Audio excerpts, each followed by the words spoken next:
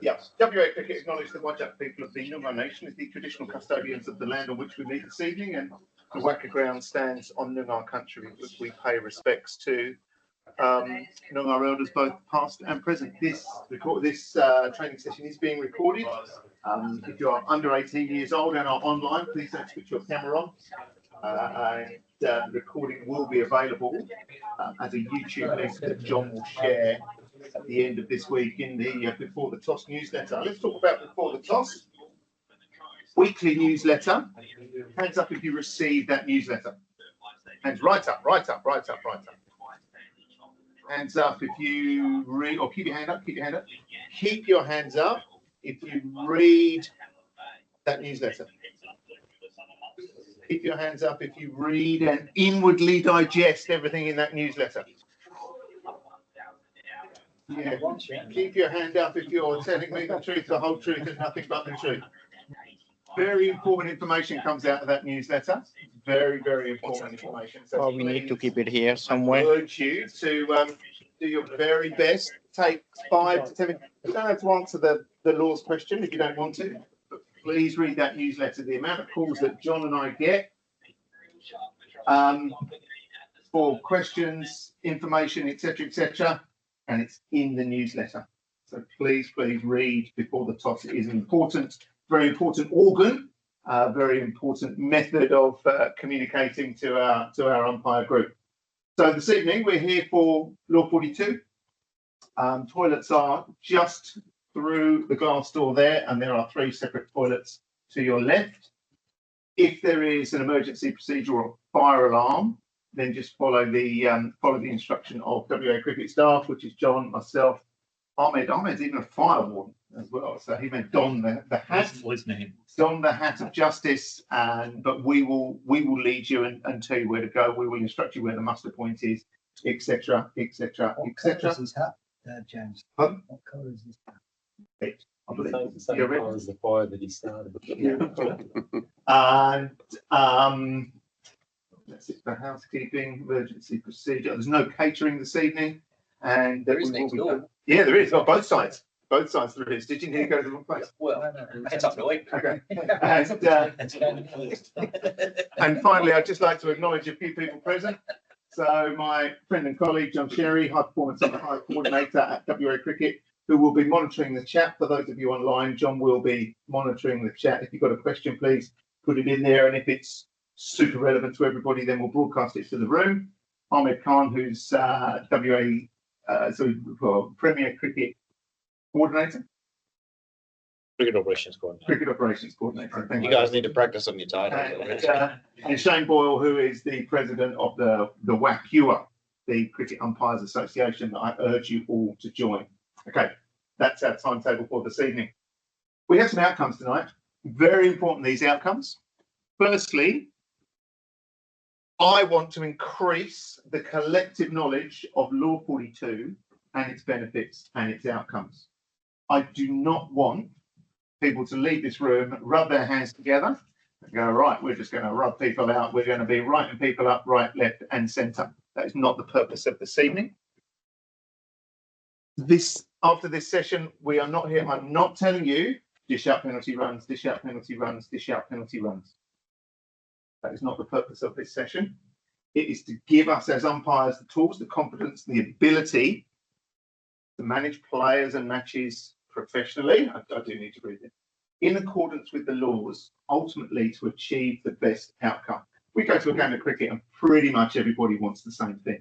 They want a competitive, well-managed, played match, played in a good spirit, and hopefully the best team wins. That's what we want. However, there are times when we need to apply various laws, playing condition, codes of conduct. Hello, Roy. Welcome. Thank you. Here. It's on that here, Roy, if you want.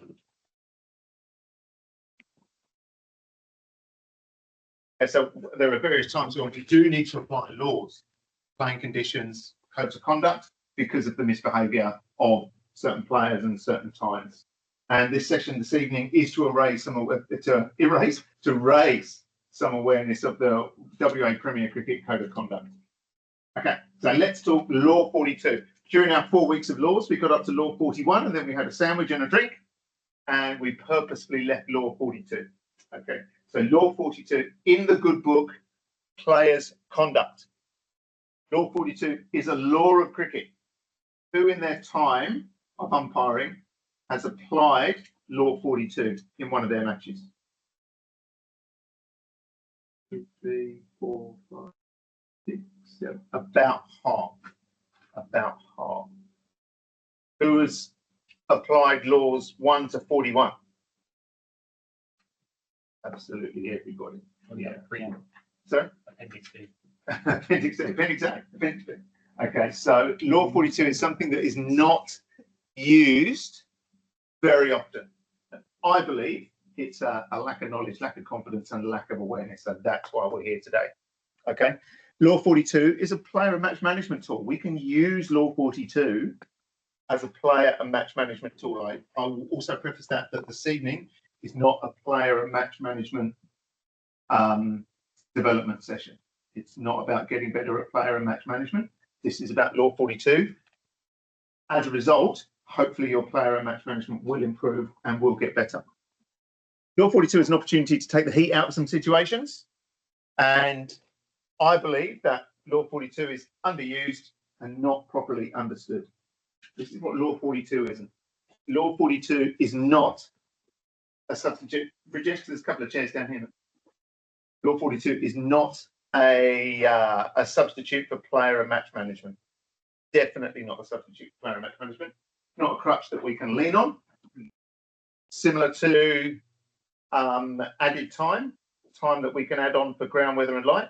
That's just a crutch that we can lean on. It's an excuse for, oh, we'll go off now because we can add the time on later.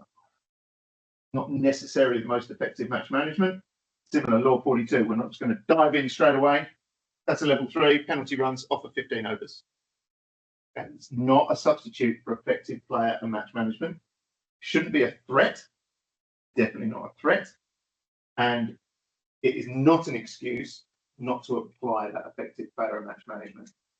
So those of you who have applied Law 42 in a Premier Cricket match, there's our Premier Cricket playing conditions.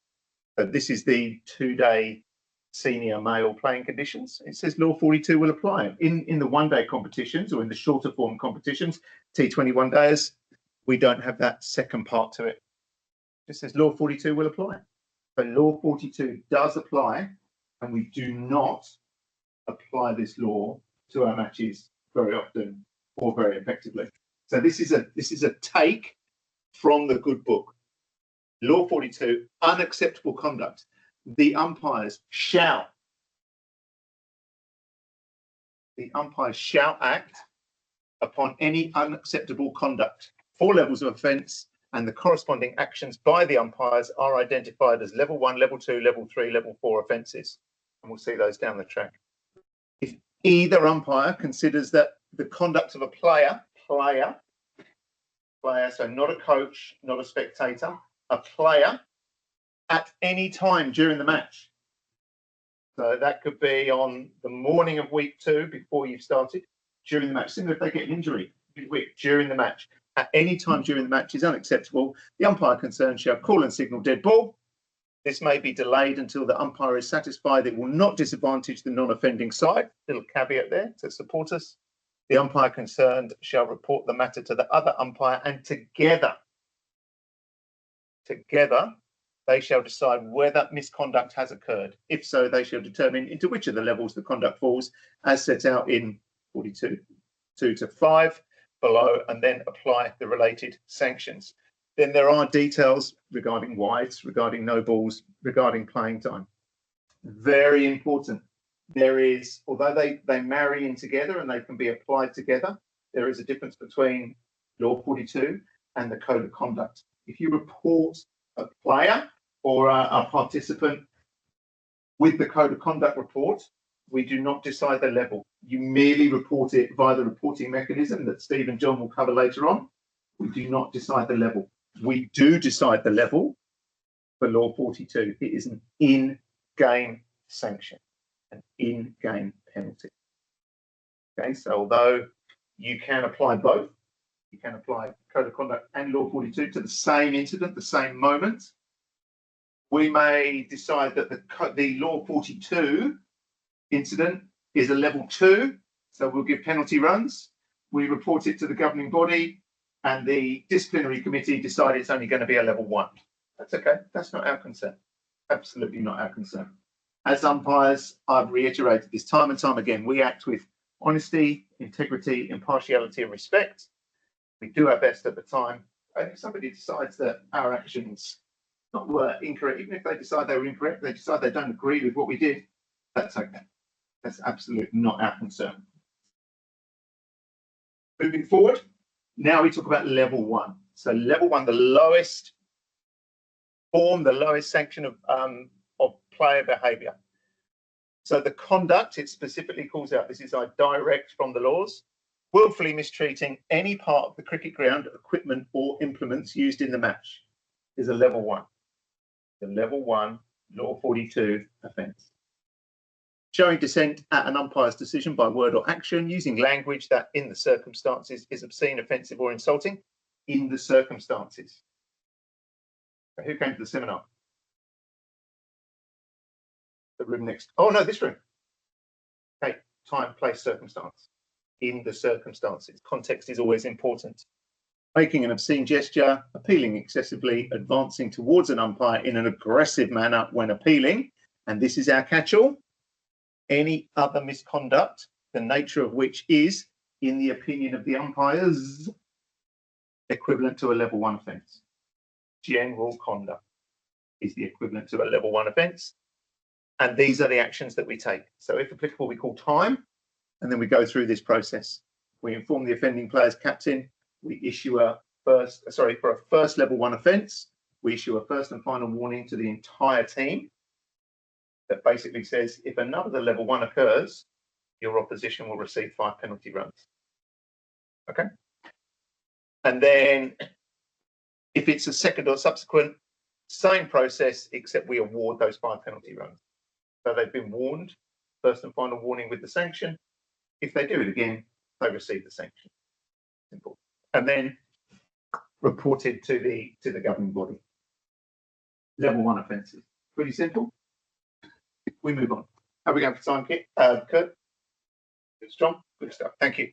So level 2. So we move from dissent to showing serious dissent. Who's seen the bit of footage of Marnus Labuschagne from Friday? Friday just gone. Okay. If we get time, we'll look at it later. But it has been classed as serious dissent. In Scotland. No, in Queensland. Serious dissent. Queensland Premier Cricket. Yeah, just happened last Friday. I'll try and dig it out. Making inappropriate or deliberate physical contact with another player, throwing the ball at a player, umpire or another person in an inappropriate and dangerous manner. And if you came to the laws courses, we showed Marizanne Cap throwing the ball at Susie Bates. Deliberate, inappropriate, 5 penalty. They went through the process of Law 42, level 2.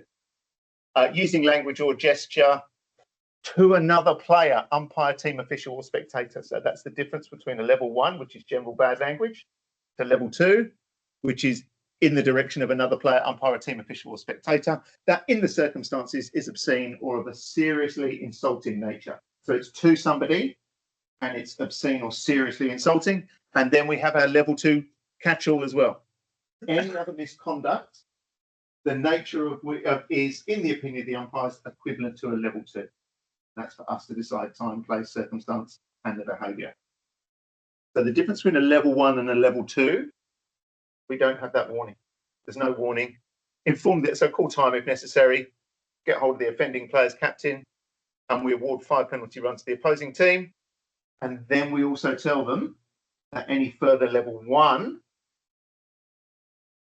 is an immediate 5 penalty run. So we don't go back to the warning process. If they jump straight into level 2, we warn them that any further level 1 is a 5 penalty run. So the level 2 classes as their level 1 warning as well. Does that make sense to people? Cool. Excellent. And then of course they get reported as well. I'm going to just take you back to that first slide. The outcomes of this evening. We are not going around looking to report 5 penalty or to award 5 penalty runs. We are not looking to increase the code of conduct report. We are not trying to apply these laws. There are times when the players leave us no choice. The aim of this evening is to get you to leave with that extra knowledge up your sleeve in your umpire's toolkit.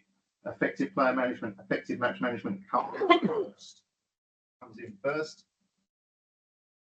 Doesn't work, they leave us no choice. We have to go down the law 42 line. Moving on to level 3, a bit more severe. Only 2 things noted in the laws: intimidating an umpire by language or gesture, and threatening to assault a player or any other person except an umpire.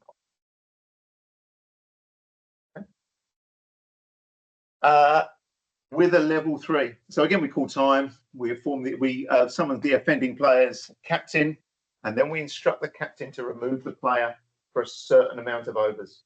Depending on your match, depending on your playing conditions, will differ to how many overs that they get suspended for, and that player will leave the field for 10 overs. And there's lots of sub clauses in 42.4, I think it is 42.4, about if they're batting, if they're bowling, how it's recorded in the scorebook, etc., etc., etc. The laws tell us that if we're in an unlimited overs game, they go off for 10 overs, and if we're in a limited overs game, they go off for 1/5 of the number of overs at the start of the innings. So if we're playing a 50 over game, they will go off for 10. If we're playing a T20, they would go off for 4 overs. If we're playing a 50 over game, but we haven't started, rain, up down to 25 overs, then they go off for 5 overs, 1/5 of the total overs at the start of the innings. We then give them that warning as well that any further level 1 is 5 penalty runs. So this again classes as our level 1 warning. We then make we award those penalty runs. We signal level 3 to penalty to the scorers, which is our petrol pump and jazz hands, and they get reported. Okay, Omid. What would it be the difference between intimidating an umpire? That's for you to decide. Time, place, circumstances. Your line will be very similar to mine, I would hope, but it may be very different to somebody else's. It's. Can you share for the group what could be the difference? Intimidating an umpire. You can be physically intimidating. You can be intimidated by your physical presence up against them. Am I intimidating? Not quite. Oh, you try. Oh yeah, I'm trying. Okay, so that's just that's just a level 1 then, I think, because I'm showing dissent of your decision. The serious dissent can be word or action, because so with our Marnus Labuschagne incident, it's just the time that it goes on and on and on and on. Initially, from the first not out decision to the next ball being bowled, is 2 minutes. 2 minutes where he's going on and on and on. Then they get to the over, end of the over, then he has another word with the umpires. Goes again and again and again. So that's the longevity of it. The serious descent of a batter, inside edge, onto the pad, big appeal, and you give it out. If the batter throws his head back, walking off, having a look at the side of his or her bat, gives a little polish, and goes walking off, I would suggest that was borderline serious descent. Inside edge, onto the pad, big appeal, finger up, check and gone. Oh, effing umpires. I smashed it, and chucks his or her bat. For me, that's serious descent. Serious descent. Equipment abuse. Could be equipment abuse as well. Yes. An example of intimidation would be if a bowler comes up to you. If you do give a decision like that again, I'll make sure you never umpire another game. Excellent. Thanks, John. Good. That's intimidation. Okay, excellent, well done. I look forward to the telephone call. Look forward to going fishing next Saturday. Either way. Oh, there you go. Excellent one. So Tom Curran, before the game, was deemed to have intimidated the umpire when he's run. This was in Tasmania. Ran in, and not allowed on the pitch beforehand. So the umpire was stood in the way and had asked him several times to move out of the way. Just ran in and just at the last minute jumped out of the way of the umpire. That physical intimidation. Okay. Now we move to level 4, threatening to assault an umpire, which is different from I'll make sure you never umpire again. I'm going to bury your head in the sand. Making inappropriate and deliberate physical contact with an umpire, physically assaulting a player or another person, committing any other act of violence. And our actions through there, once again, we call time. You've got to do this. You're having a real bad day, but we've got to be strong. We've got to be confident in delivering this. Anybody ever instigated level 3 or level 4? Anybody known it happened? I was chatting to. I heard when I was in the UK that one of the second 11 guys, someone threatened an umpire that morning. Club second 11? Yeah. But not a county second 11? No. Right, club second 11. Yeah, so they asked me about what level, because they said, how do you go level 4? And that's one of the things that I said. Apparently someone had threatened an umpire. Better than umpire. Very good one.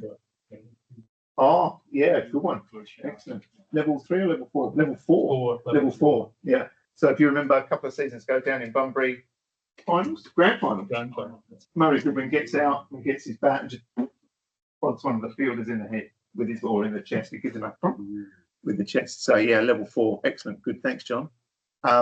Basically, instead of a certain number of overs, that player is removed from the rest of the match. And again, I urge you to go over those clauses and those caveats that that show you exactly how it's recorded in the scorebook, what can happen, what can't happen, etc. For example, a player that is removed, if it's the wicket keeper, then a substitute cannot come on and then start keeping wicket. So a substitute can't come on for another player and then go and keep wicket. It can only be one of your named starters that keeps wicket, for example. Again, we give them the level 1 warning that any further level 1 offence is 5 penalty runs. We award that 5 penalty runs and we make the level 4 signal of petrol pump and they go. Like that. We'll just move on. So, Sorry, quickly, James. Yeah, go ahead, I half heard you. Did you say a keeper, a substitute figure? catch. Did you say that a substitute fielder cannot keep? So if your wicket keeper is the subject of a level 3 or level 4 penalty and are off the ground, then a substitute cannot come on for another player and then be approved to keep wicket. It's in the laws, is it? That's in the laws, yeah. It's only under this though, because it's substitute. Yes. They can. Normally Well, can, you yeah. need the umpire's permission. Yeah, correct. Yeah, So with but the umpire's 3 and permission, 4 where you that's can. specifically written in law 42, they cannot. Michael? So if you send them off, Yeah. a substitute's allowed to come on to replace them. No.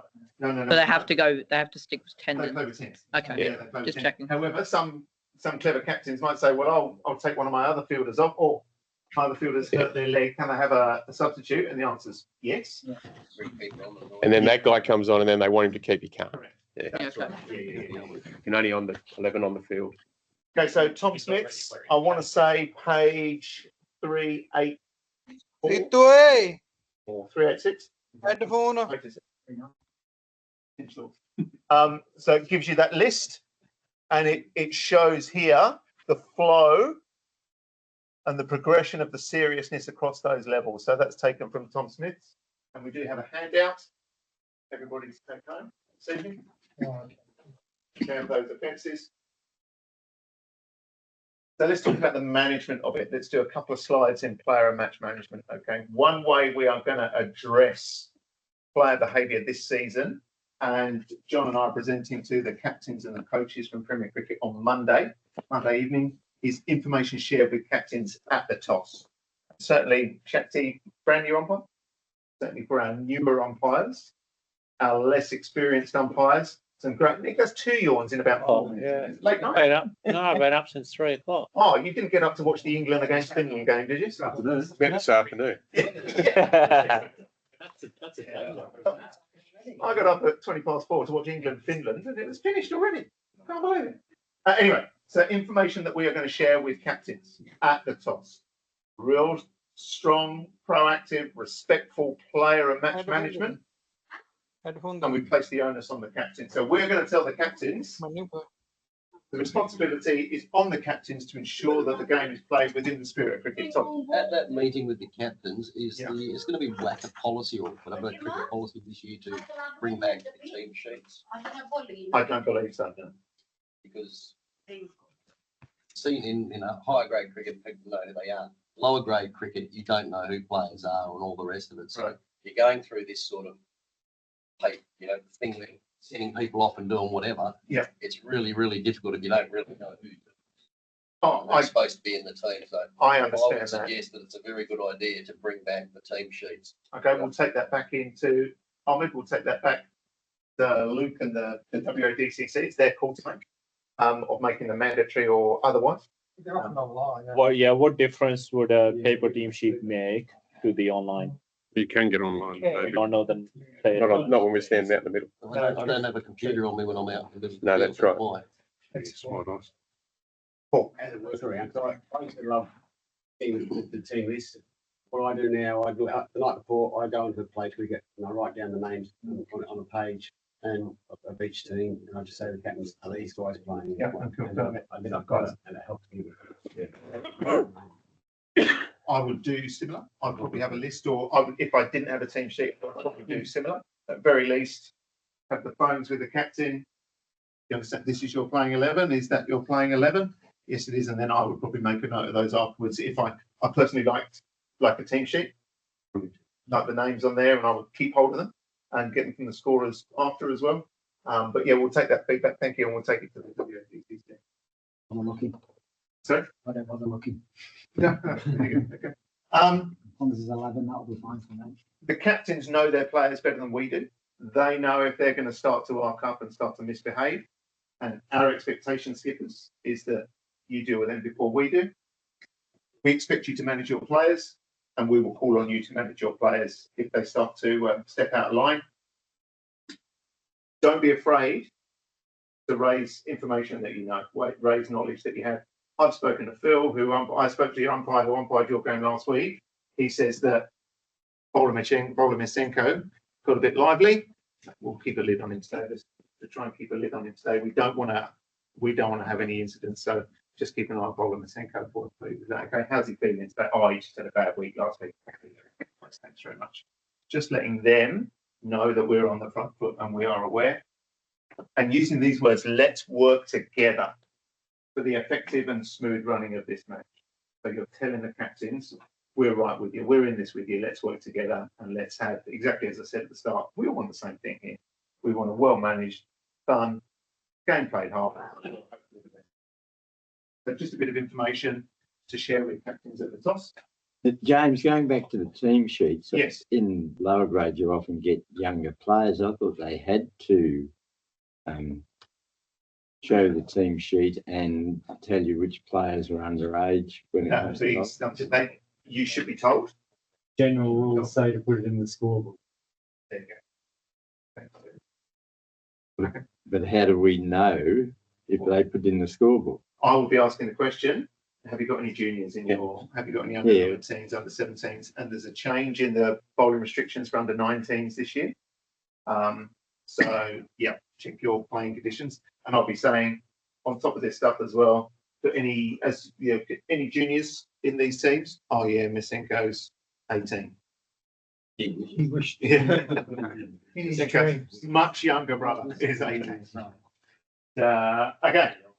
Very important considerations. This is rare. What are the key messages for this for the meeting we have with the captain? Oh, there's a big list of things to discuss, and you will discuss those with your partner pre-match. So, key messages for the captains and the coaches. Oh, I don't know. We haven't discussed the full agenda as yet, but there's lots to it. I can't divulge that because I don't have that information here and now. Okay, moving back to Law 42. Important that this is a very, very, very rare occurrence.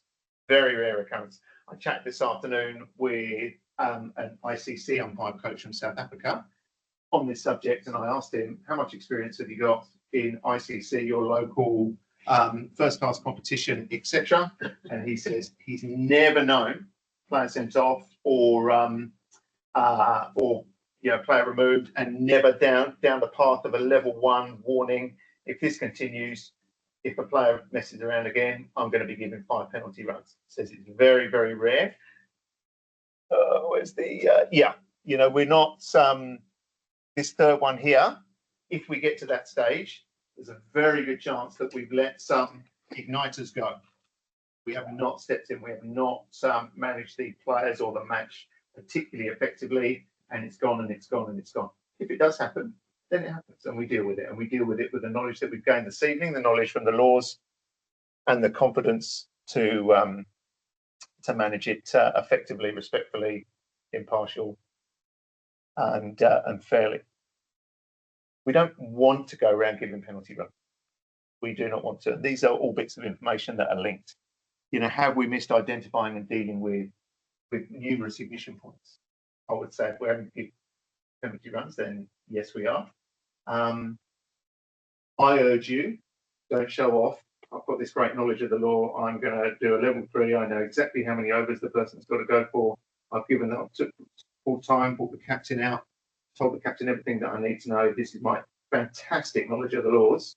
We would much rather see your fantastic management of the players in the match that doesn't lead to implementing levels 1, 2, 3, or 4. Certainly not level 3 and level 4. Importantly, we are not responsible for the conduct of the players. Okay, they're responsible for their own conduct, and the captains are responsible for the behaviour of their players. Let's talk about the code of conduct. So the WA Premier Cricket Code of Conduct, I will show you where to find it. James, while you're doing that, can I just ask a question? Please do. So the list of offences under level 42, Law 42, yeah, particularly level 1, yeah, are very similar to things that we may decide to report under the code of conduct. correct. Is your expectation that we go level 42 and Law 42. law 42 and code of conduct? We're going to talk about that in a moment. Okay. If I don't answer that question sufficiently, please come back to it. Okay. So the code of conduct is found by the WA Premier Cricket website.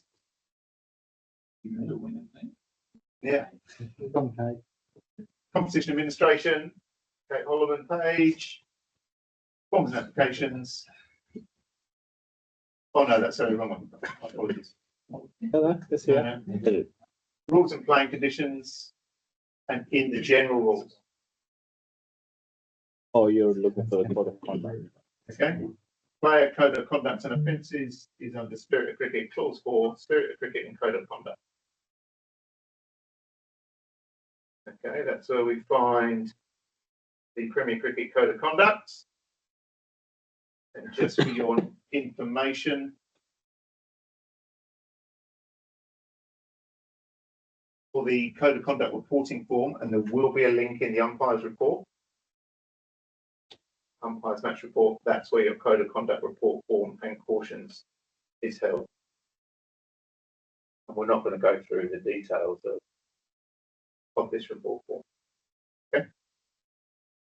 I urge you to gain a good working knowledge of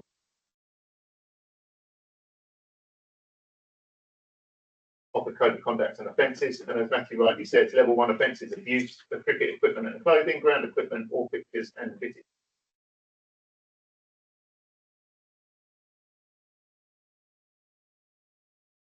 Premier Council Code of Conduct is also exactly the same. Thanks, Tommy. Okay. In answer to Matthew's question, we have Law 42, we have the Code of Conduct, and they are separate beasts. And you have the option to apply one or other or both. Time, place, circumstance is very different. You speak to players, all they want is consistency. All they want is consistency. I'm not going to tell you that if you report a player, you must apply Law 42 as well. I'm not going to tell you that if you apply Law 42 to whatever the situation and you don't report the player, or that you must report that player as well. However, if you are applying Law 42, it says you must report the player. So you will have a please explain on the Monday or the Tuesday from John or Luke or somebody similar to that. Okay, so we are not saying, as we said right at the very start, this is not a witch hunt where we want to give out penalty runs and we want to threaten players with penalty runs if their conduct continues. If it comes to this, then we have the knowledge to apply and manage the situations properly. And we've discussed this all day and for the last couple of weeks. And the answer to that question is we leave it to each umpire's discretion and expertise. However, if the situation does arrive that you apply something under law 42, then we do go through the full process and they do get code of conduct reported as well. Does that answer your question? So when it says report, Yes, that means you do a code of conduct report. correct. Yeah, report to the governing body. Right, because the match report could cover that off as well. It could do, but yeah, I When you guess you say are right. report, If it's you want- you want reported to- to the governing You body, want a code of conduct? yes, we do. It doesn't say that, you just say report. Yeah, correct. It says reported to the government. It's similar to if a bowler gets taken out of the attack for illegal, dangerous, unfair bowling, it says report to the governing body. It doesn't say code of conduct. Correct. Yeah, you are right. But in this instance, code of conduct I report. certainly would if I, in the rare occurrence that I would apply personally a law 42, strong enough for a code of conduct. Absolutely. Ahmed. Taking off my umpiring hat, putting the comp admin hat. If there is a law 42 applied, we want to hear about it, whether it's through a code of conduct report or the match report. We are expecting it to be in one of those two places. You can't simply do law 42 and not write about it in a match report or in a code of conduct. What's the preference, Ahmed? I will repeat what We James need said. to be quite clear. We do not have a single preference because we can't have a one and all policy. No. Matthew's question is, how do you want the report? Again, I'll leave it because I can't, because law 42 has 4 levels, you know. Certain things may be definitely reportable. They can't be a level 3 and no code of conduct report, put it this way. There can't be a level 4 and no code of conduct report. It could be a level 1. There could be a level 1 with no code of conduct report. Like if you want my personal opinion, level 2 and above should be a code of conduct report. But that's my personal opinion. There's no official competition stance. Level 1's theoretically, level 1's probably the only one where an umpire can effectively manage it using law 42 without necessarily going to code of conduct report. Most conduct at level 2 or above would be serious enough to warrant an official code of conduct report. That makes sense, Simon, because I could say to you, I've reported on with a level 1. Yeah. And that was sufficient in my opinion. Yeah. Correct. And exactly. Let's not forget formal cautions and like James said at the top, you may very well consider something level 1 and not do a code of conduct report, and it's in the match report, and the disciplinary committee may decide otherwise. That doesn't mean they're wrong or you're wrong. It's just 2 different assessments. But ultimately, the umpire is the one that's there in the moment, and their judgment and discretion will be weighed heavily, unless it's significantly wrong. Thanks, Ahmed. Excellent points. Thank you, Terry. So I guess that comes back to the question, because I know a couple of years ago we had this discussion and we were told that any law 42 had to come with a code of conduct. So are you saying now that if we deem something cautionable, we can use law 42 and put a caution? Yeah. Yep. Law 42 may be just a level 1 first and final warning. That's law 42 as well. Yeah. And there's nothing in the game because there's no penalty runs, there's no nothing, but you still use law 42. That doesn't mean it needs to be a report now. Yeah. I'm good. Excellent. We're going to look at, where are we on examples? We're going to look at some examples now.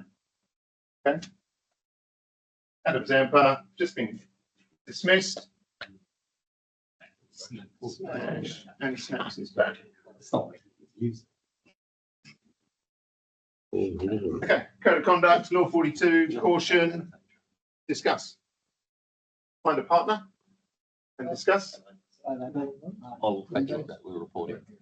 Last week.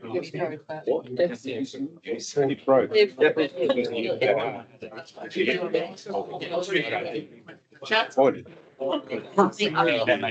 hard for everyone to be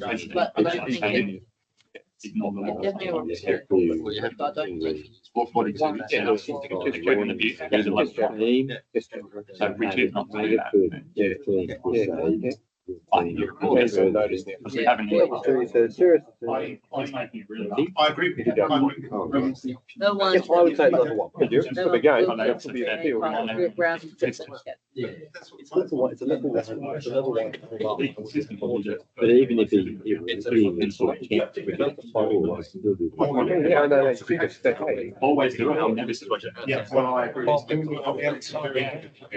Yeah. So leaving it to the umpires. This season, I will be. That's what it's for you. Level one there.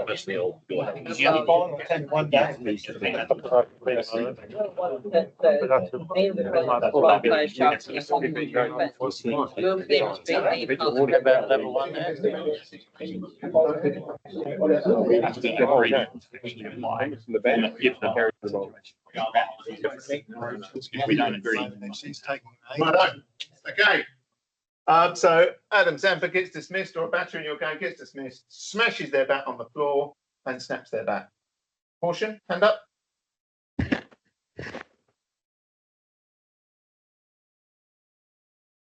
Oh, a formal caution. There's no level one caution. First and final warning. Yeah. Okay. So Yes. We're talking about application of law here. we are talking about code of conduct or application of law 42. So who is going to issue a caution under the WA Premier Cricket Code of Conduct?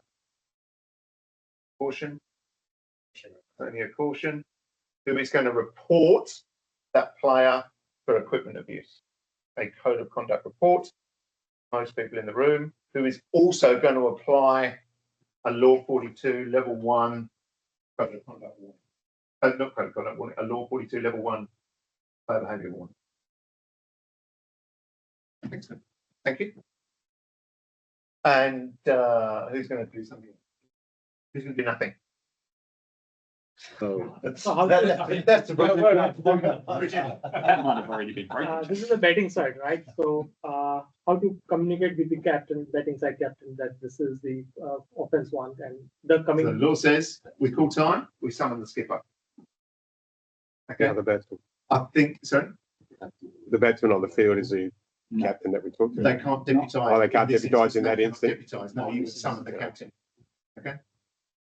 Whether you go through that full process there and then, I think you have to. If you're going to issue that warning, I think you have to, because something could happen That's the right. next ball. Yeah. You can't wait to the end of the over or the end of the innings.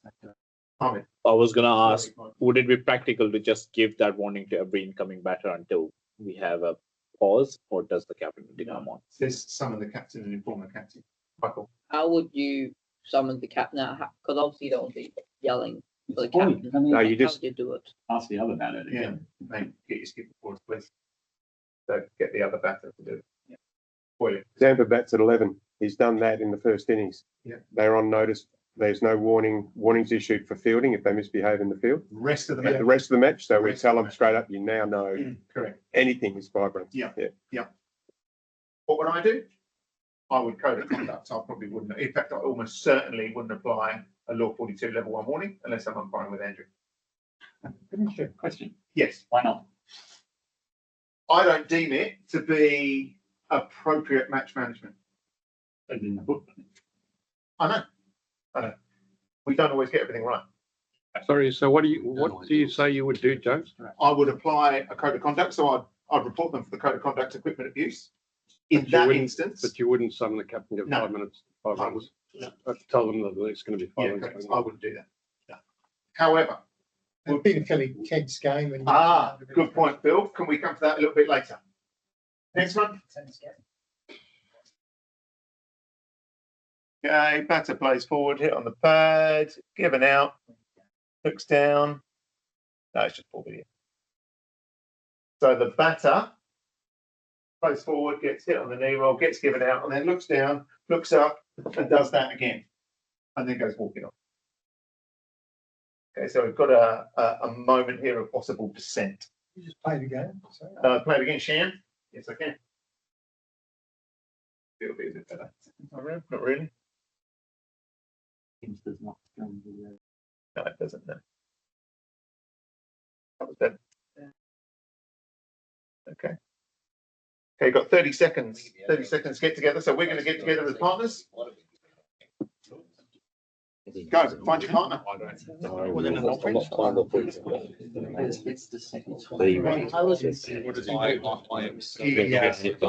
Everyone does level. That was my It's debatable. When you Well, I'm gonna see like.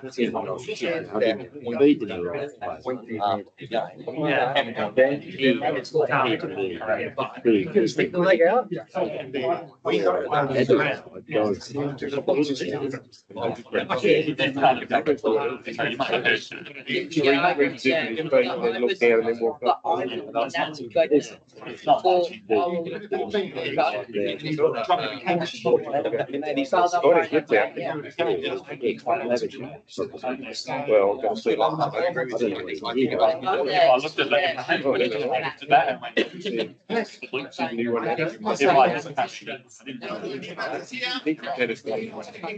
Let's go.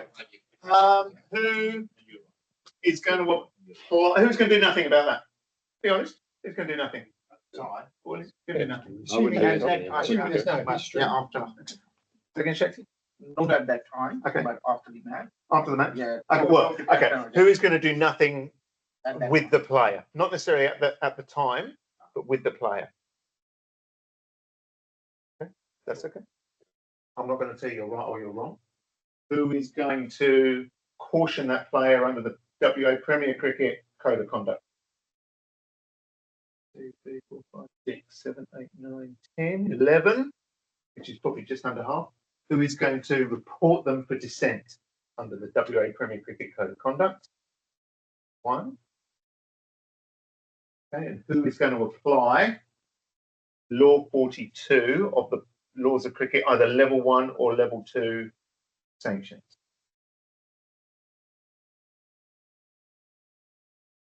Not gonna cry. Oh, you wouldn't have given him that LBW in the first. It wouldn't have been an issue. He'd have been talking to the bowler. The bowler would have been out of work. You're reporting the bowler for dissent, but you have put your finger up. issue. Realise you umpired that game, Which one? this one. Didn't realise that was you. Must be colourblind, mate. I'll just try it again. Better. Try and get a bit of extra He's sound joking. time as well. Who's it? Shrishant, a man with absolutely not a single check on his history.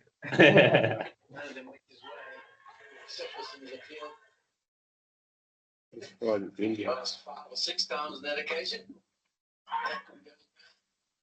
Didn't know so. Oh, that's true. Yeah, it's Jack Harris. Yeah. So what are we looking at here? Possibly. Excessive appeal. I've got a question / clarification. Yeah, go. Is your focus on the appeal itself or the fact that it's been repeated? That's up to you as the umpire at the time. You're seeing all the information that I've got as well. I'm your umpire partner. I'm not going to give you the intent of this video because I might have missed something here. And again, your opinion might be different to mine, might be different to Phil's, different to Nick's. Okay. So what do we think we're looking at, David? If it's appealing? This is appealing 6 times. The commentator said, if you ask 5 or 6 times, maybe it will change. And then he does it again next appeal as well. I'm not sure. I don't know if there's a next one.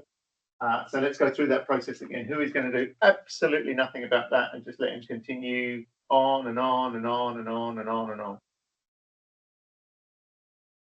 You're going to do nothing about it? I'd like to add to it because I think if the umpire hasn't made up his mind or her mind or given a decision or said not out or whatever, and they're just repeating how's that multiple times, I would deem that to be okay. But if they keep doing it after they've received a response, that's when I'll have an issue and I'll Okay.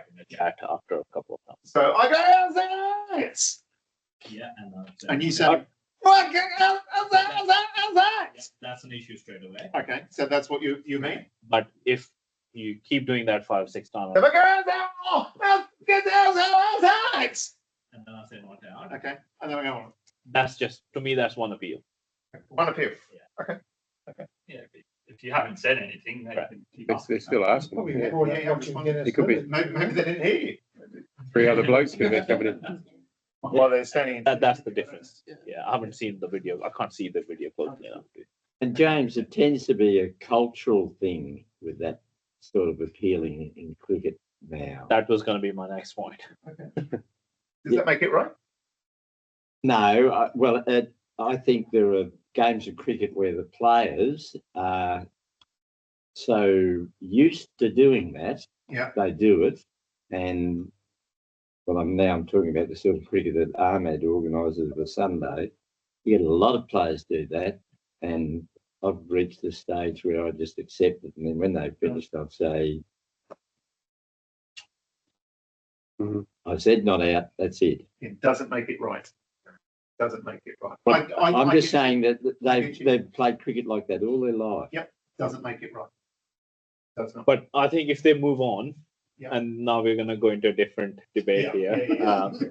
And I think I know what you're going to say. I think I agree with you. Yeah. But again, it doesn't necessarily make it right. And so if I then come and play in that game on a Sunday, and I treat you like that, would you report me? Or deal with me differently to somebody that does that every time? Do we accept a different standard of behaviour from different players and different culture in different competitions? Well, there it's not the cultural thing; it's the culture of that cricket is what I'm. Yeah. You can do it too. He can do it. Different cricket cultures. And I've got to the stage where I accept that sort of behaviour. Yeah, that's right. Kate. I think in that situation, if I was there, I would have a quiet word and just say, I only need one appeal. Yeah. And then if it happens again, then I think they've had the quiet word. And then depending on their actions in the next appeal, then I would be looking at caution 42 or And we'll put a pin in that on that management. Michael. I was going to say the difference between passion of the appeal and then them trying to not like intimidate but trying to get you to think their way. Yeah. Especially in like juniors, like they're very passionate sometimes. So I think that's also the difference where it crosses the line. Thank you. Thanks for that. It's a good opportunity to educate in junior cricket as well. Yeah, that's one here. James, tactical. Yeah. And next one.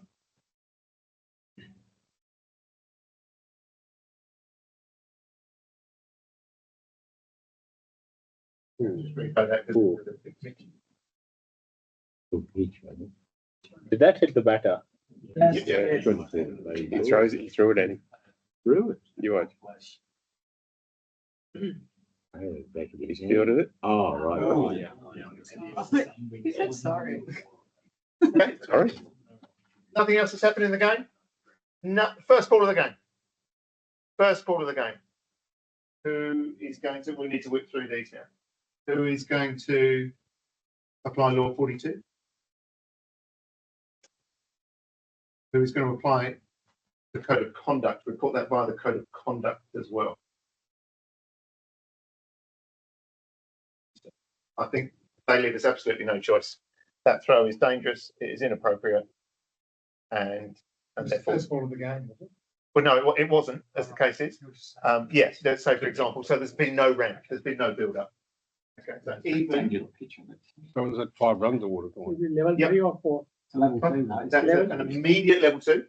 Throwing the ball at a player or whatever it is, an official. If it hadn't hit it, doesn't matter. No, doesn't matter. Because there's no chance of a run out, it's just unnecessary. Oh, inappropriate. Inappropriate. It's dangerous, it's inappropriate, it's an immediate level 2. So, and you'll see, so in the last couple of years, James Pattinson, Nathan Lyon have been done for exactly the same thing. No penalty runs at the time because Law 42, level 1 and 2, does not apply in Cricket Australia sanction method. Under their playing conditions, it does not apply. Code of conduct report absolutely does, yeah. So that covers that. So there's no penalty run. We're talking out here. No penalty runs in those matches for this instance, but they would get reported. So this guy got reported and missed the next game. Okay, because there's no penalty runs in this instance. Why we need to know our report and playing conditions, playing conditions, the different competitions that we umpire in. Whereas we saw in the 100, they did apply penalty runs for exactly the same thing.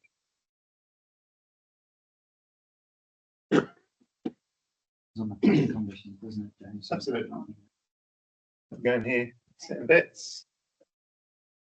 Mr. Healy gets out. And yeah, it's a little bit more than a dink off the bow.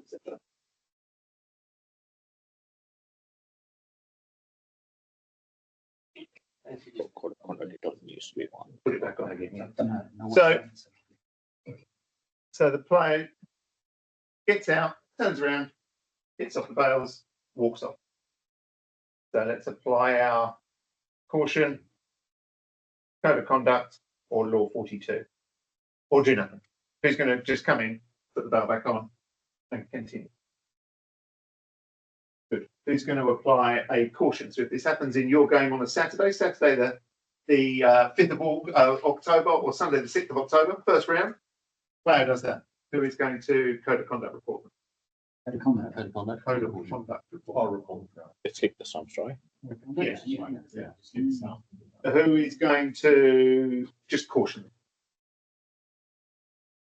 And who's going to apply law 42? You're being consistent. Very consistent. Very busy man. I apologise. You might have got off. Right, by, well, Stephen, We'll just go through Law these. 42 there is what we're saying. No, it's okay. Yeah, you should not be on the telly answering. Shut up, you're being like some manager. Yeah. Just watch the batter. I think there's a fly buzzing around. What she's saying, she Trying to find it. Well, she goes again. how'd you give her out? Putting a finger.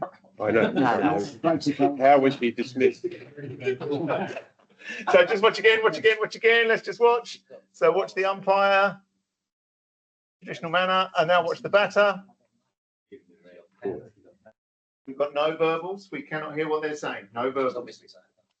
Okay, yeah, like she's obviously saying something. I say umpire, actually agree with that decision. Or she might be saying, I'm terribly disappointed at that decision. I don't know where she's supposed to be going, like where the pavilion. I say this is Burrendale. Actually, this is Burrendale 1, so the pavilion's down here. The fact that the umpire is looking at their watch gives a clue. Okay. It should be going that way, not this way. They're taking the time. No, she should be coming. This is Burrendale 1, so she's coming down this way. She's going the right direction. Okay. Well, Oh, they had a tent down there, but yeah, you are right. They changed her inside down there, but she's going the correct direction. Actually, you went in this competition. No, this is Gosnells.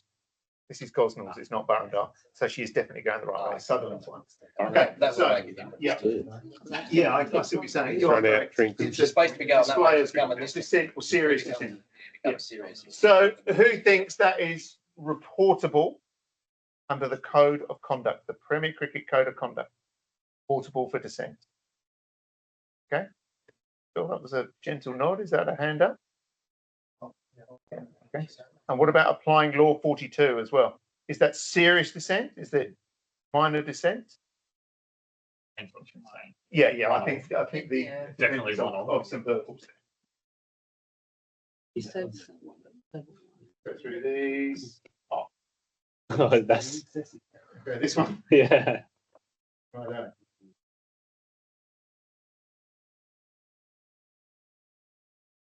Oh, That's off the field. Captain did a good job. He came and grabbed him. Can I suggest you would go straight to your hold on a second. Time, Captain. I carry. So we're talking level 3 or level 4 here. Who's brave enough to send these players off? Brave enough to send these players. We don't have to be brave enough, you just have to be sensible enough, I think. I think you need to be brave as well. Sending a player off is big. It's not like soccer where they get sent off right, left, and centre. Ahmed. Oh no, I was just putting my hand up confidently. Oh, okay. So A couple going yeah, I reckon there's a couple going there as well, and probably for consistency, they're both going to get the same, no matter what it is. It'll be a really high scoring match with a penalty. Yeah, there would be significant penalty runs. Okay, so from one incident or from one delivery, for example, you can have multiple incidents. let me give you an example. If we're applying law 42 to the strictest letter of the law, they've already had their warning. So the team is on a warning if another level 1, and it will be, I'll start issuing penalty runs. Inside edge, onto the pad. How's that? Out. And the batter looks at you, goes, F me, umpire, that's the worst decision I've ever seen. Goes walking off, gets to the side, kicks the cone, big old F you, and goes off. That could be 15 penalty runs. Could be 15 penalty runs. Okay, I take you back to the previous slide. We do not want to go out giving out penalty runs. We are not looking for this. We are not going to stand there. Kenwood, that's a level 2. Perkins, that's a level 1. Rand, that's a level 3. Male, Shelley, that's a level 1. We're not going to. That's not effective match management. Okay, look for those ignition points. Cut them off. We've spoken to the captains early. It gives you a reference point as well. Hey, Skipper, we have spoken about this.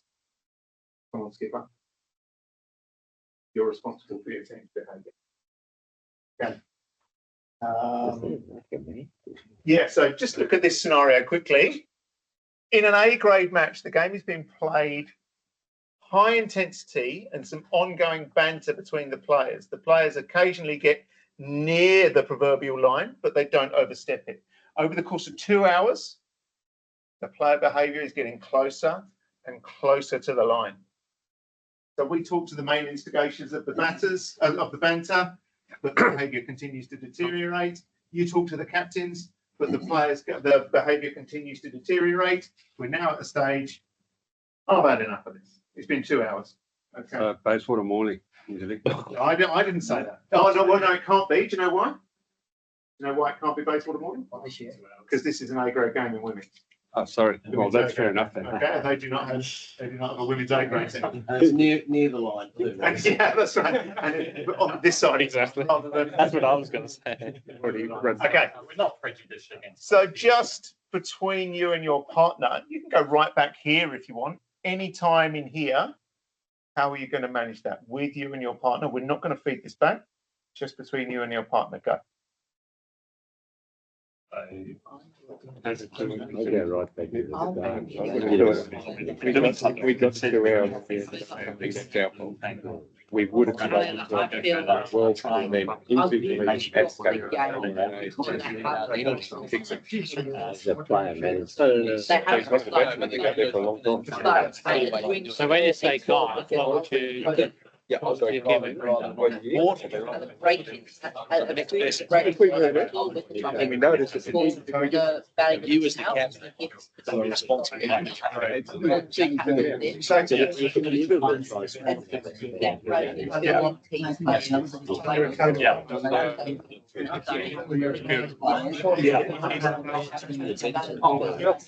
The guy does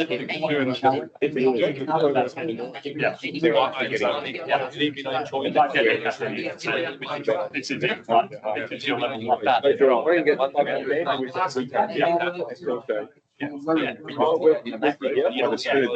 if you give us, if they continue doing it. Well, I did this. when you're doing the here,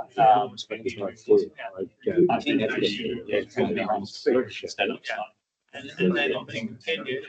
Your favourite Kyle, if this continues to the side now.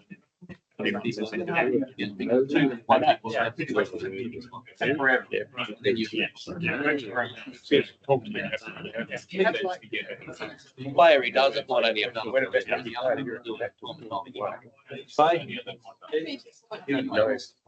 Yeah.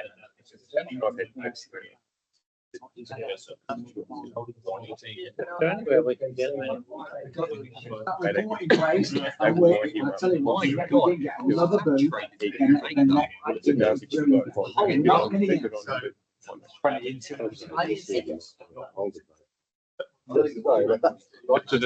it probably wasn't. Okay, right. So we've got lots of tools up our sleeve. Matthew, could you just regale us of the way you and Todd managed that 4th grade game a few years ago? Yeah, sure. I think it was my first 4th grade final, actually. 2009, South Perth versus Joondalup at Claremont. And there was first half an hour was a little bit going, wasn't there? So there was battle, dead ball, battle walked out of the crease, second set threw the ball down and appeal to me at square line. I've just piped up to me about 2 hours later. And Shep was still coming and telling me, he said, I don't know about you, PC, I've had a guts full of this. Should we start reporting people? I went, what a great idea that is. So everybody knew, and we didn't have any mess after that at all. Nothing. So there's been wind it all down. There's been a bit of intensity, ongoing banter, etc. As they're getting near the line. Match managed, players managed, problem solved in that instance. Andrew, could you tell us about the game where you went down the Law 42 route? Yeah, it was similar. I think it was 2 seasons ago.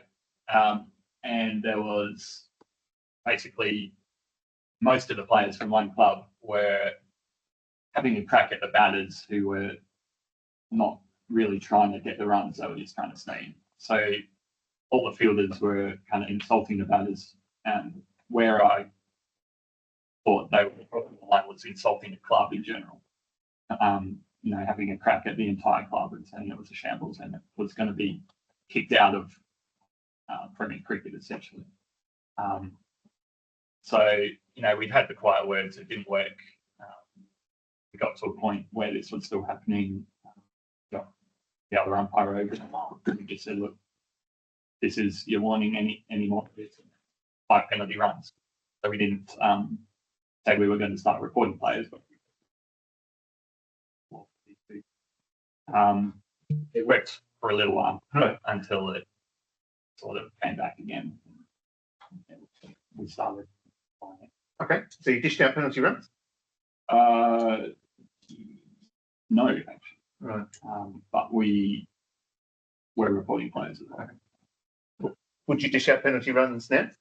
I would now. Cool. Yeah. Excellent. I reckon if you have to go to penalty runs, hopefully that will stop it. Don't forget, Andrew's not there to make friends. Absolutely not there to make friends. His only friend that he wants to make is with his partner, and he wants him and his partner to have the best day he can. What did Ahmed say during the seminar? Either we both have a good day or we both have a bad day. Okay, so we operate together, and we're not there. If we come off the pitch and if you get a 4 out of 10 because you've been dishing out penalty runs, the other skipper might well give you a 9 or a 10 out of 10. And don't worry, John will be making a phone call to the skipper that gave you 4 out of 10. And this skipper's going to go, well, we gave penalty runs against us and I didn't like the way he did it. Oh, how are your players behaving? Oh, yeah, well, but thanks very much. That same game, we actually asked at the meeting afterwards, do you think that conduct was acceptable? And he said, no. No. But he did nothing about it. So in the captain's reports last year, there was not one that said an umpire stepped in on player behaviour too early. They may have said they were a bit officious, but there was not one that said an umpire stepped in too early to deal with poor player behaviour. There were numerous examples of captains saying that they believed umpires could have stepped in to manage player behaviour sooner, should have acted sooner. Jared. One thing that it does as well with Andrew, if you go down that path and you apply the penalty runs or the reports, is next time you have that team, if they get to that line closely again and you warn them, they understand the report. So you might make your future games, I don't want to use the word easier, but you might not have as much trouble from that same team because they understand that they're actually going to get reported. Absolutely. And we're all doing it. And that's my point that Andrew is saying. Then you mentioned that we want consistency. So we don't want people getting reputations of being serial reporters versus non-reporters. Within the group, we want consistency. Consistency we want is people managing situations and not letting it get over the course of 2 hours. Yeah. We don't want to get it. We don't want it to get there because we all want the same thing. We all want a nice afternoon or a nice morning, a Saturday, a Sunday, whatever it may be. Tuesday night in the future. Okay, you've got 30 seconds to speak to the person next to you. Practice some gratitude. What are you grateful for today? Arlen, I'm going to start with you, mate. What are you thankful for today? Your dad being one of the best dads you're ever going to have? What? Ooh, it's like he's walking home. Oh. Okay, what are you grateful for, Arlen? I'd like to ask that question to next one. What are you grateful for, mate? You don't know. Did you have a good day at school? Okay. Is your dad going to give you dinner, or is he giving you your tea? Did you say thanks? What did you have? What did Dad get you? I've told you once. I've told you. Nothing. What did you have? Nothing. Nothing. McDonald's. What? Gotta be You must be grateful for that. You need to do me a favour. You need to go and give your dad a, not now, because everyone's, but later on, give your dad a big hug and thank him for your macas, okay? Paul Henry, what are you grateful for today? Still going on in the finals. Okay, Kate, what are you grateful for today? I'm grateful that I spent a day doing continuing professional development. And so I learned some new things that I wouldn't normally do in the course of my day. Good. Shakti? I'm great. Grateful to be here to be honest and learning all the. Excellent. Matthew? Just grateful I wake up every morning.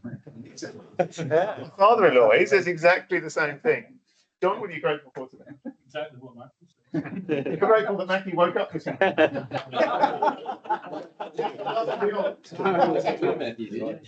Roy, what are you grateful for in 10 words or less? You're asking me? Yeah. Oh. That's fine. Well, today I was 10 words very or less, grateful that I was able to spend most of the day with 3 of my siblings that I haven't seen for about 5 years. Oh, that's really cool. Very good. Excellent. Nambo?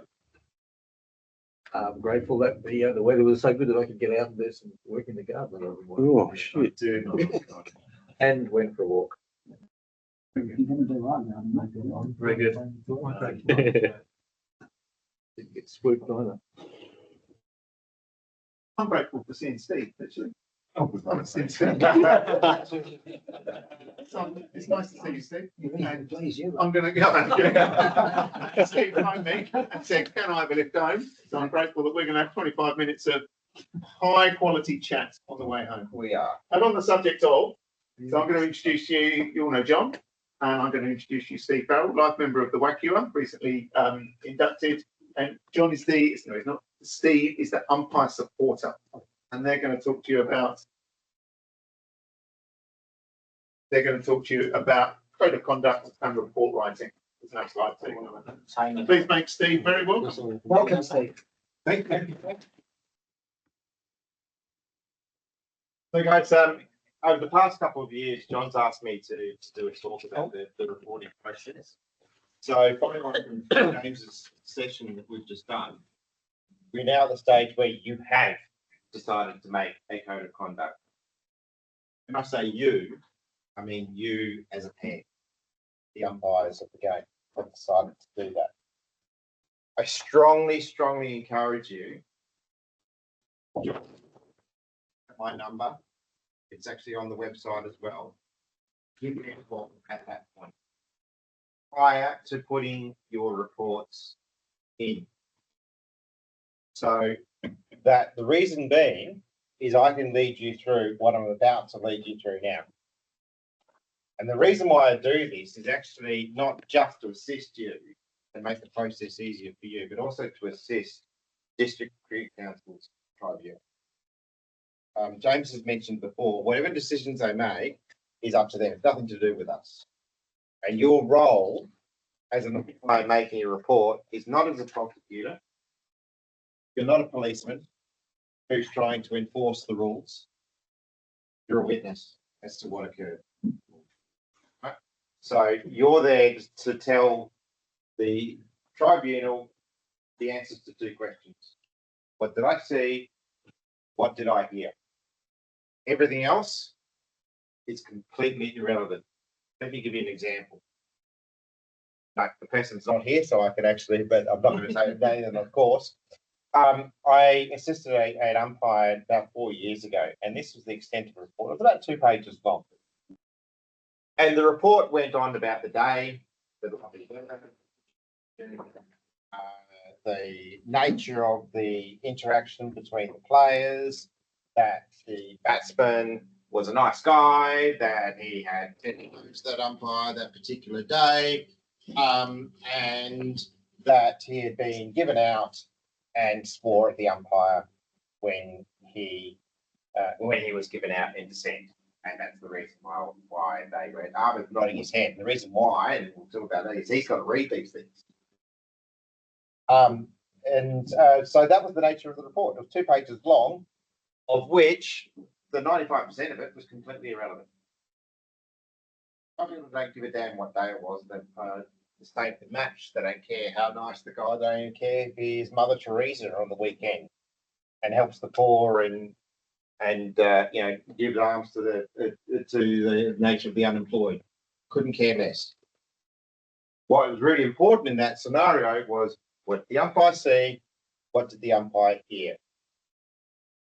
So be factual. Not what the umpire was trying to do was actually trying to be maintain the relationship that he thought was at risk between him and the player, and try and lessen the impact so that the player may get a lesser penalty. That's not our role. It's also not our role, by the way, for the contraindication. It's not our role to try and get them as much of a suspension as possible. You know, I've had comments when I used to umpire from people who say, look, if I'm going to be there on a Wednesday, I'm going to make it worth my while. In other words, what they're saying is if I've got to come into the WACA on a Wednesday night to attend a tribunal, then that player is going to be suspended for a number of matches. That's not our role. So the process is when you, and I encourage you, you don't have to, by the way, you are free to use my services, not use my services. No one's going to come back to you and say, why didn't you use Steve? Or did you ring Steve? And no, and I'm certainly believing I'm not going to come back to you and say to you, why didn't you use me either? But if you do use my services, they're the questions I'm going to ask you and where I'm going to get you to focus in relation to the event that occurred at the time. So you make your report, it goes through to Ahmed. Ahmed then, along with District Cricket Council, makes an assessment of what level it is. James mentioned earlier, we do not determine the levels of the code of conduct breach, if there is one at all. It is District Cricket Council do. They will then, in most cases, not in all, but in most cases, they will then offer a penalty to the player or the individual. The player or the individual can either accept that penalty, or they can reject the penalty, or they can say, no, I never did that. So, just obviously rejecting the penalty as well. Very, very rare for the last one.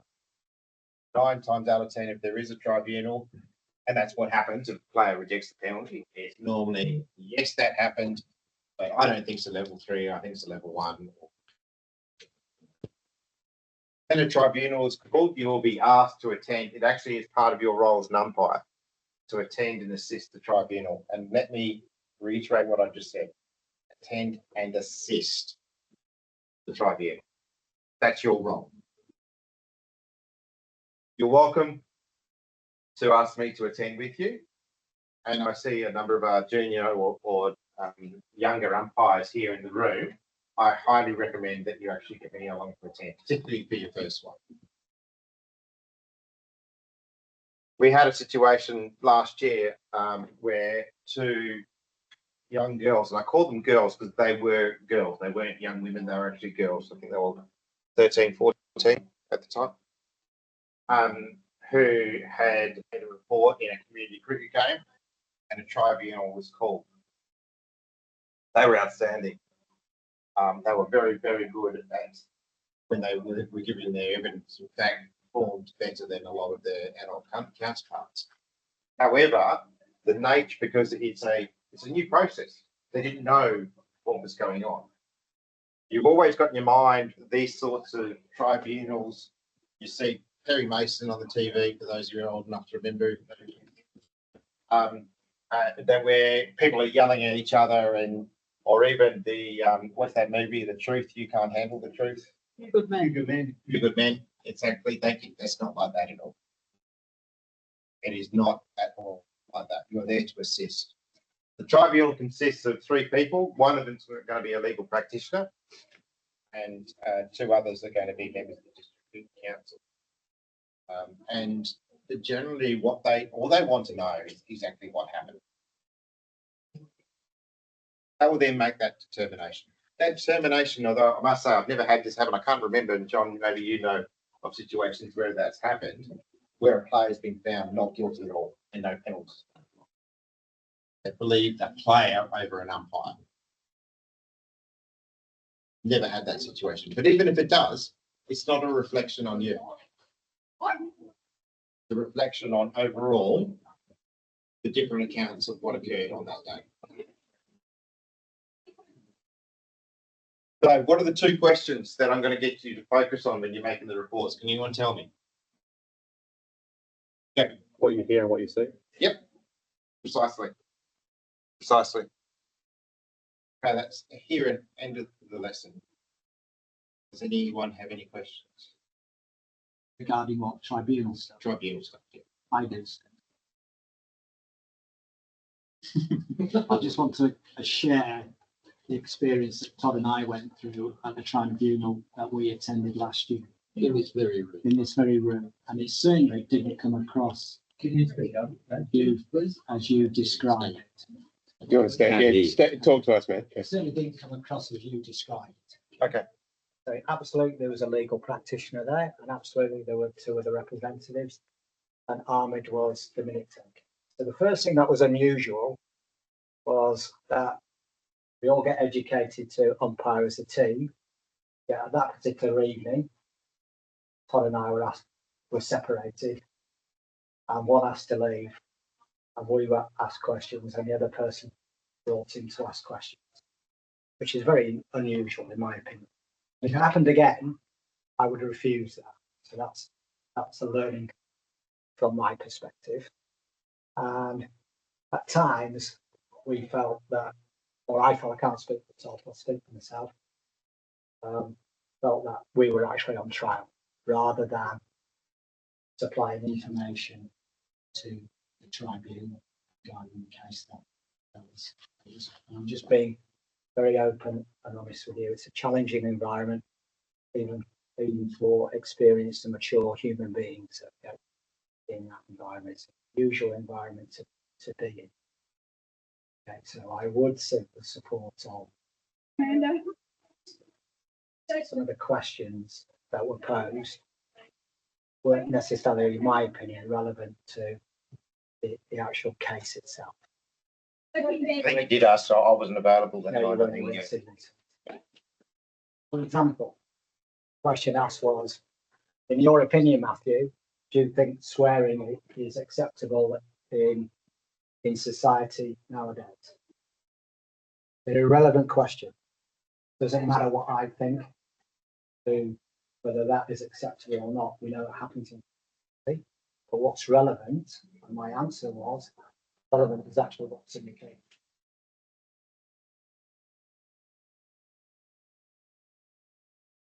It was very unusual. It was my first one in Who's asking the questions? The tribunal or the tribunal members asking the question? Right. Other questions we were asked were, which way was the wind blowing during the game? Because the case in point was swearing abusive language at a player, which we felt would have been loud enough. It was actually a particularly challenging environment. I would strongly recommend that to seek support from Steve. But I think also we need to actually tighten up the process from a tribunal perspective, because if we're there to be witnesses, I certainly didn't feel like a witness. I felt like I was on trial to justify the report that we honestly made on the day. What we saw and what we heard and what we put in writing was exactly that. Okay. Yeah, I remember the reports you did. So just something to be aware of. Okay. Just a quick question. Stephen, do you sit in on the tribunal, or you sit out with the umpires while they're waiting to go in? No, I sit in the tribunal. So you sit in with them, so you would have been, had you been available, you would have been listening to this. Yeah. I probably would have politely asked them why they're asking that question. Yeah. Those sorts of things. But We have, I should know as president. Yeah. If you're away in that situation, do we have the opportunity to call somebody else in? I'm available if Steve's not. Okay, so yeah, as said, I didn't know the actual answer, so. Yeah, no, yeah, John is 9 times out of 10 available. So you're sitting in with the tribunal when they're asking, and you put your hand up and said, hey, that's not appropriate. That's not an. Yeah, It's not relevant. probably in relation to that, and Matthew's experience is disappointing because it's not mine, but I'm not in any way suggesting, Matthew, that you're Well, I wrong. wasn't disappointed. I found it personally quite challenging in lots of ways. So I just thought, what's the relevance of? So we've got it covered. What's the relevance of some of the questions? Yeah. Because the process has changed. When I was umpiring, it was very much an adversarial process. Predecessor was an advocate, hence the role of the title of my former role. Let me try that again in English. The former title of my role as umpire advocate, because Clem was acting as a prosecutor. The District Cricket Council then decided, no, that's not, that would actually happen. And there is, by the way, a representative of District Cricket Council acting as a prosecutor, to a better term, making the charge, because it's District Cricket who make the charge. Hence why I am saying what I'm suggesting in relation to our role as an umpire. You provide the report, it's District Cricket who determine, yes, there is a case to answer here, yes, there is a breach of the code of conduct, and it's level 1, 2, 3, 5. So it's not you deciding that there is a breach, you're deciding that something has occurred that is worthy of making a report to the District Cricket Council to let them know. What then happens from there? Nothing to do with us, other than to assist in the process of allowing them to give them information to make the decision that they need to make. I think you might have answered it, but I was just wondering, curious to know whether that line of questioning or that approach was normal, or was it done that way because you weren't there or John wasn't there? I don't think, look, I can't make a comment on whether it was done because of our absence. What I will say is that I've never experienced that in relation to the questioning. Usually, and even by the way, the player or the coach or the representative of the club has the opportunity to ask the umpire questions as well. My experience has been the tribunal chairperson has been very quick to rein in any club representative making adversarial type questions. So it doesn't normally happen. I would say that Todd and Matthew's experience is the exception rather than the norm. What's the point in that? Although the umpires are required to attend, if it's a case where the actual facts are not being disputed, it's just a penalty, you will ask the tribunal, do you need the umpires to attend? Because if they're not questioning what happened, at any point you to actually have to attend the meeting. You still have to if we want you to, but I think there was one case where they said, no, we don't need the umpires. as well. Yeah, that's what I said. I was given the option. You went there twice? No, only once. Yeah, you get the option. Giving up, Kate? Yeah, I don't know if this is an offline discussion, but obviously if it's a disputed matter, just reading through, the general rules, it does set it up as an adversarial, quasi-adversarial situation because it talks about witnesses in support maybe cross-examine, not ask questions to give information.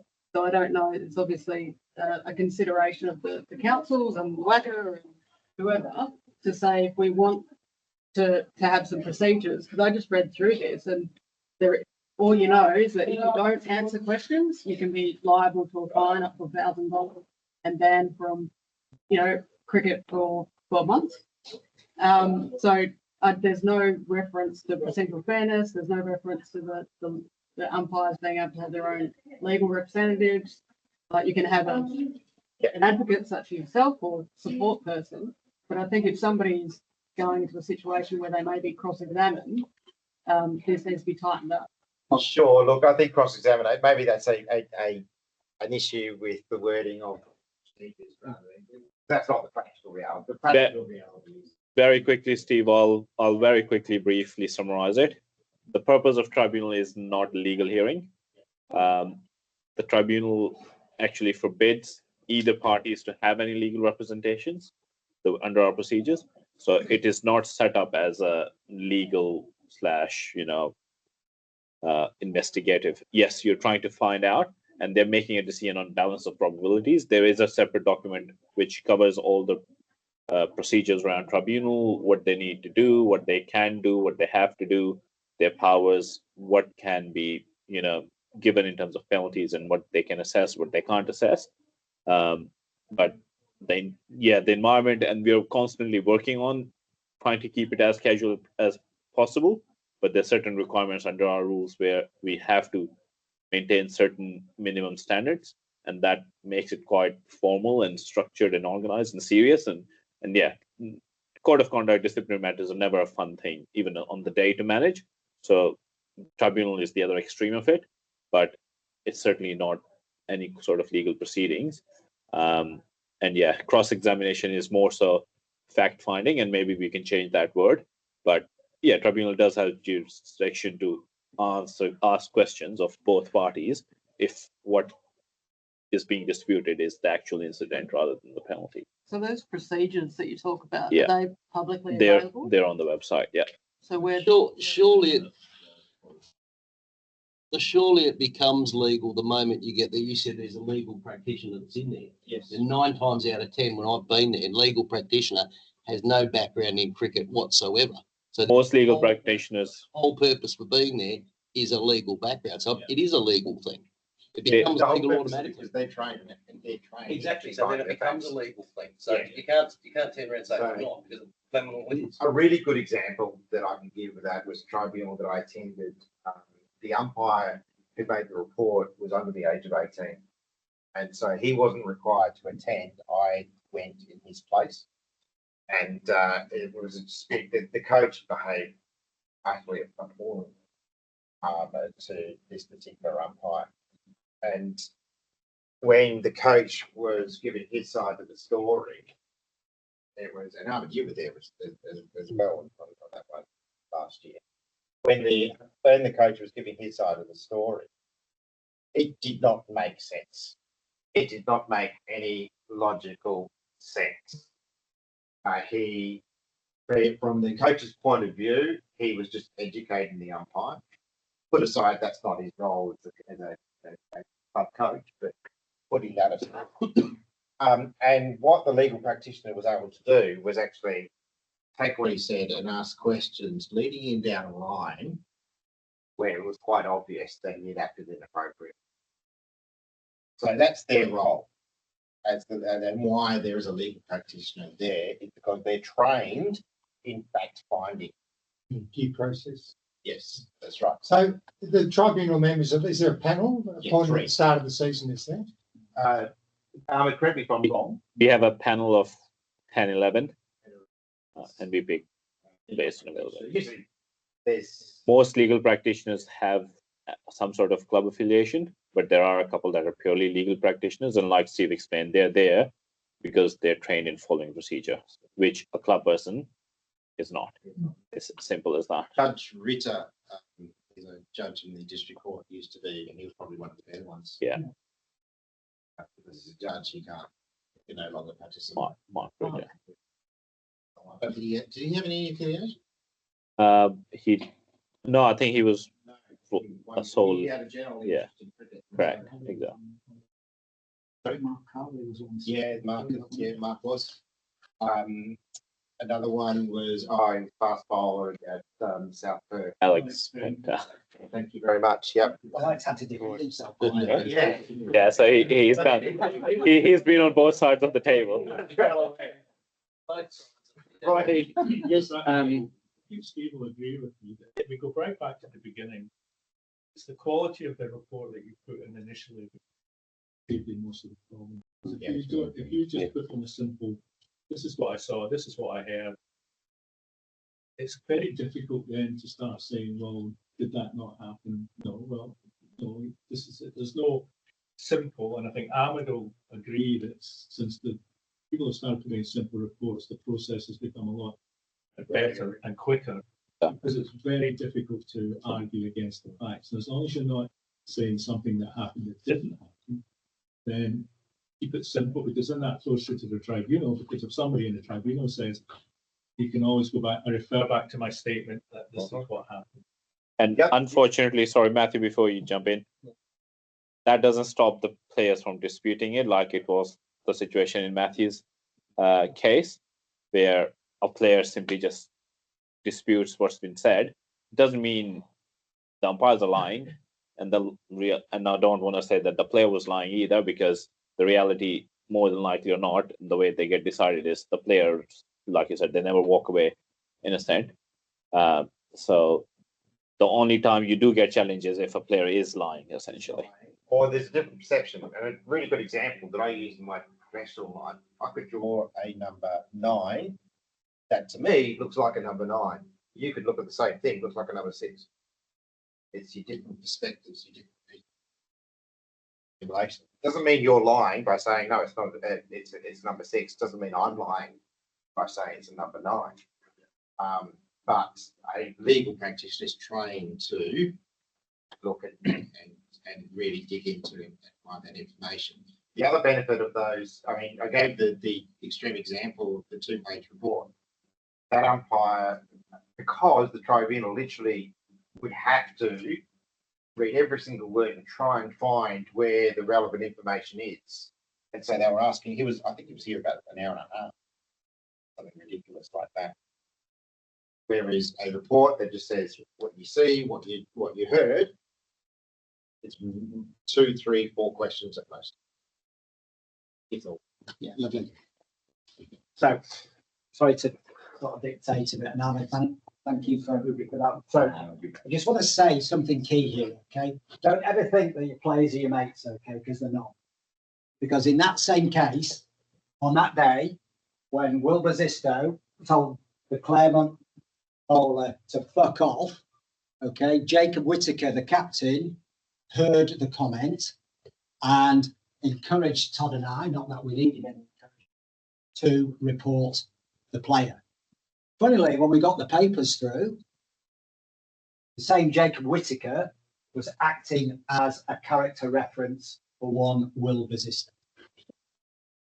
Big lesson. Okay, they're all as thick as thieves running it together. Okay, so don't think by doing this that you can either be the player's best mate or worst mate, because you're not. All right. And Ahmed, I think Todd and I, our report was probably a paragraph actually when we and it had everything. What we heard, what time it was, what the ball number was, and what we heard. Done. Okay. Oh, and Roy's had his hand up for a long time. Sorry, Roy. No, I was going to say that that what you saw and what you said just has to be perfectly factual and accurate.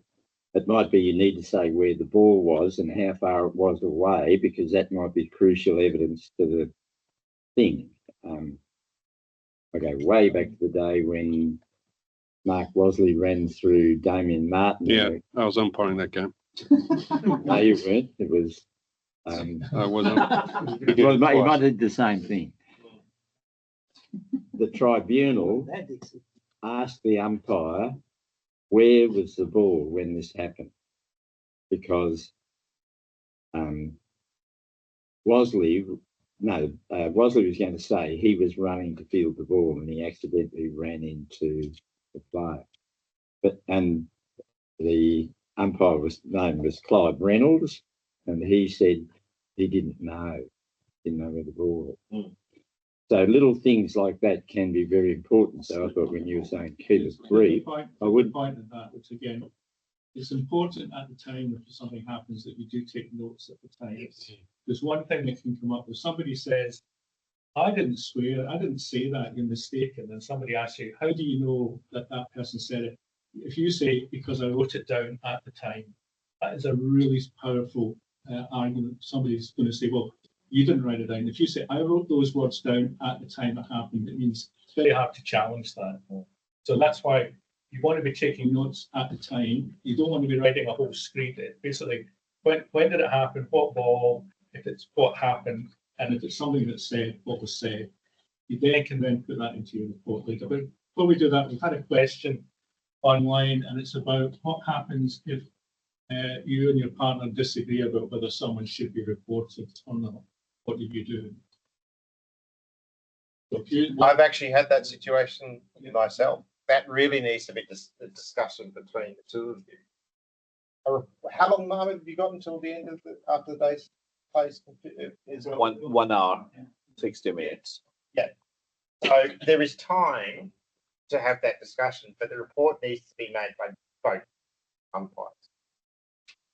Both umpires. I think in that circumstance, if one of you feels strongly enough to report, you should respect that and you support your partner. Yes. Now, you may not agree with it, but if your partner feels such that the action requires a report, you don't then go and then change your report to try and make it, match the partner. Again, what did you see? What did you hear? But you should, unless you feel your partner has said something that didn't happen. If it's something that your partner feels strongly enough to report, you should support your partner in that. Because again, it's not, you're not going to make a decision on it. It's district council's going to make a decision on it. They might not hear the exact words, but you can give context. You can say that you saw bowler X walk really close by batter Y and turn his or her head in an apparently or engaging the batter, and then you saw the reaction of the batter. So although you didn't hear the words, you can still support your partner by the general conduct of the incident. And that's again, you're backing a partner. For instance, if your partner heard something you didn't, you're not going to put in your report, I heard them say that. But you may say, I did not hear what was said, but I clearly saw this person speak to that person. And that should back them up. It gives context. This young gentleman here, I'm sorry, I don't know your name. Mike. Right. I was just asking because I haven't gone through this process. Sure. Does the club decide to go to the tribunal, or does the player decide it? I imagine that the club and the player will have a discussion, and it's the player's decision. Correct, Armin? Yeah, but generally clubs act on the player's behalf. I think Mike's question was, is there a situation where the club says no, accept it, and then the player says no? Oh well, if that happens, then that's an internal club matter. David, did you report someone last year? Yeah, I think if I could put up an example of what a report should look like, I would put David's report, 3-4 lines, everything. Actually, sorry, not much, because it was the facts. It was absolutely all I needed, and I saved a lot of paper that day. The other thing about the quality of the reports, if you do that, it's generally going to be whatever penalty is going to be accepted. And it saves you quite a bit of time as well. Sorry, there was someone over here had a question about Mike. I'm sorry, we got past it. Oh, all right, okay. Right. Just following that, it's my understanding that we don't have to say what level of No, we don't. thing. We just say what happened, what we saw. Correct, which actually leads me to a very good point. In the tribunal, once you have given your evidence, and both of you have given your evidence, I strongly recommend that we leave at that point, because by sticking around and wanting to know that you can get the outcome from John or Ahmed the next day, but by sticking around, it's actually sending a really bad message, and it goes against what I was saying before, that we are disinterested. They'd dismiss you anyway, wouldn't they? They don't. Generally, my experience has been you're invited to stay if you want to stay. You're not part of the. You're not part of the.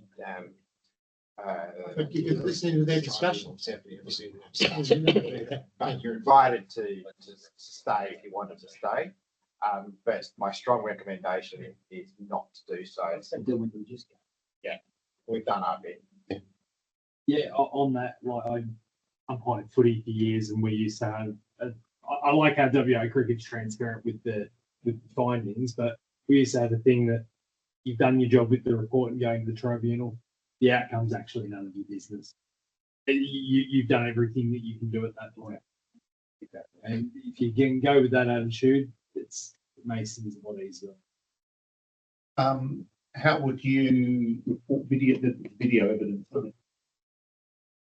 So most times when Ahmed provides or drafts up the tribunal papers, and particularly the findings that go to the club, there's a link or a time frame by which the incident occurred that the player can access. Obviously, the tribunal can also access to look at.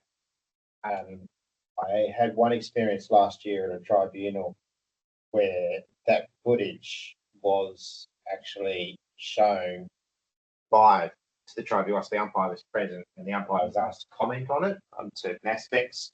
The chairperson was saying, "Okay, you walk across there, you're looking across that play. Can you remember what was said?" Those types of things. So yeah, the visual footage is often used, but again, it's another way in which the information can be gotten for then the tribunal to make a decision. Clearly, if a player is saying that, "No, I never said to Steve Farrell, where's your guide dog? I hope he's in the vet because clearly, didn't bring him today." And say, "No, I never spoke to him at all," and you can see the footage of him and I having a discussion. That's quite valuable. Don't hear anything unless it's quite loud, but the visual footage is often used. What's that? Front boxes? Yeah. So are we saying that in your report, put the hyperlink in?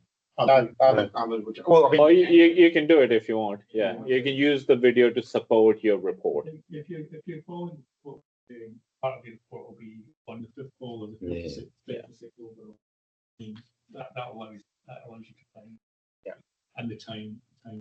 Our standard procedure is to always look for a video if it's available. Something that is used by the tribunal on their finals. I think most are all games. First and second grade every single, and at least half the club's third and fourth grade as well. And A grade should be compulsory this year. Yeah. It did just appear at Hillcrest. Hear all the Ravens very easily, damn it. One last thing to reiterate, use this man here for your report writing and if you go to tribunal. Because Steve may get you out of a lot of trouble, and certainly Steve's not only been to many tribunals, he's been before industrial commissions. He knows process, he knows how to deal with it, and he'll give you very good advice. The other thing I'll say is when you do your umpires report, there is a little part of the umpire report which talks about did you report a caution anyway.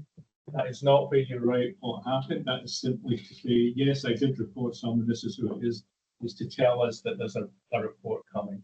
You must use the form, which we talked about, to fill it in, and that's what you do. So a couple of times I've seen people put in their umpire report, "Oh, I reported this player, haven't filled the form," and it's no good because you haven't followed the proper procedure. The umpire report, you tell us you've done it, but it's simply just to let us know that it's coming. Just on the reporting process, we find it interesting that it takes as much time to caution a player as it does to report a player.